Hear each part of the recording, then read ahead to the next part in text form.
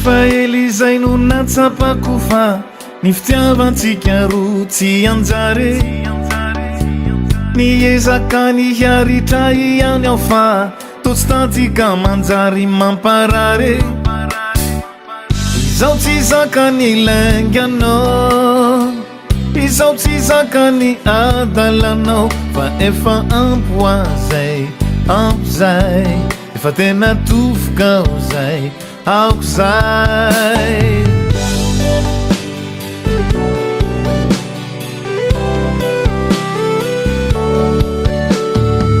niandriandry ihany aho hoe mba iova ihany nefa de tsy tao an-tsainao mihitsy zany e tsy mety tsapanao lay foko mitarainy fa tena velanao izy jale izao tsy zaka ny lainganao izao tsy zaka ny adalanao fa efa ampoazay ampozay efa tena tofoka ho zay aoko zay mizala roa amizay ny lalantsika ianao makary zao makaty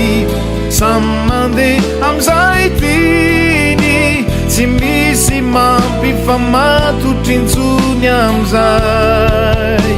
mizara roa amizay ny lalantsika ianao makary zao makaty samy mandeha amizay tiny efa ampizay ny fotoana ny arana fa zay no vita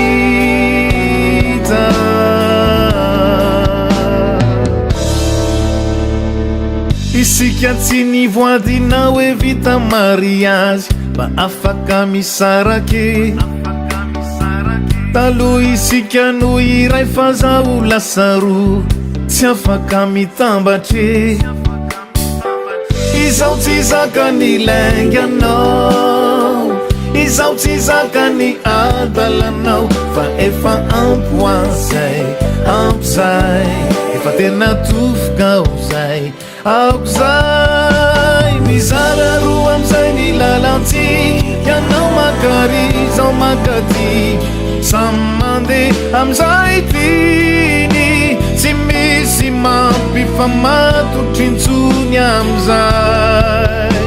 mizara roa amizay ny lalantsika ianao makary zao makaty samy mandeha amizay tiny efa ampizay